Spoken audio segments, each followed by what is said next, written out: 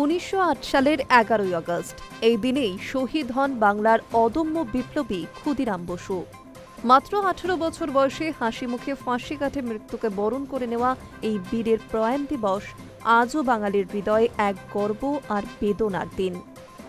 স্বাধীনতার জন্য জীবন উৎসর্গ করা ক্ষুদিরামের স্মৃতিতে সোমবার শ্রদ্ধা জানালেন মুখ্যমন্ত্রী মমতা বন্দ্যোপাধ্যায়। তবে সেই পোস্টেই মুখ্যমন্ত্রীর অভিযোগ, হিন্দি সিনেমায় ক্ষুদিরাম বসুকে ক্ষুদিরাম সিং বলা হয়েছে। ছবির নাম না উল্লেখ থাকলেও বুঝতে বাকি রইল না মমতা বন্দ্যোপাধ্যায় অভিনেতা অক্ষয় কুমারের সাম্প্রতিক সিনেমা কেশরী 2 এর প্রসঙ্গে কথা বলছেন। এক্স হ্যান্ডেলে মমতা বন্দ্যোপাধ্যায় লিখেছেন, একবার বিদায় দে মা, ঘুরে আসি, হাসি হাসি পূর্ব ফাঁসি দেখবে ভারতবাসী। এর সঙ্গে ক্ষুদিরামকে সশ্রদ্ধ প্রণাম জানান তিনি। তবে শ্রদ্ধা জানানোর পাশাপাশি মুখ্যমন্ত্রী ক্ষোভও প্রকাশ করেছেন। তিনি লিখেছেন, সম্প্রতি একটি হিন্দি ছবিতে বিপ্লবী ক্ষুদিরামকে সিং বলা হয়েছে। স্বাধীনতার জন্য যারা জীবন দিয়েছেন তাদের অপমান করা হচ্ছে কেন? পথিকৃৎ অমর বিপ্লবী ক্ষুদিরামকে ধরেও টানাটানি করবে ভাষা সন্ত্রাসীরা?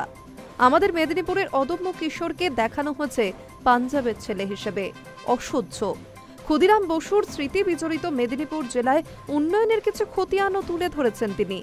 মুখ্যমন্ত্রী জানিয়েছেন, ক্ষুদিরাম বসুর জন্মস্মৃতি বিজড়িত মহাবনী ও সংলগ্ন অঞ্চলের আরও বেশি উন্নয়নের জন্য মহাবনী ডেভেলপমেন্ট অথরিটি করেছি। প্রসঙ্গত, অক্ষয় কুমার অভিনীত কেশরী 2 সিনেমা মুক্তির পরই বিতর্কে জড়িয়ে পড়ে। এই ছবি তৈরি হয়েছিল জালিয়ানওয়ালাবাগ হত্যাকাণ্ডকে কেন্দ্র করে। তথ্যগত একাধিক ভুলকে আমজনতা মাফ করলেও বাংলার ক্ষুদিরাম বসু ও বারীন্দ্র কুমার ঘোষের অবাঙালিকরণ চোখে পড়তেই ফুঁসে উঠেছিল আমজনতা। ছবিতে বিপ্লবী ক্ষুদিরাম বসুর নাম বদলে হয়ে যায় ক্ষুদিরাম সিং। এখানেই শেষ নয়, বিপ্লবী বারীন্দ্র কুমার ঘোষের নাম পদবি বদলে গিয়ে হয়েছে বীরেন্দ্র কুমার। এই তথ্য সামনে আসতে একাধিক এফআইআর দায়ের করা হয়। বাঙালিদের অপমানের জন্য পথে নেমেছিল বাংলা পক্ষ।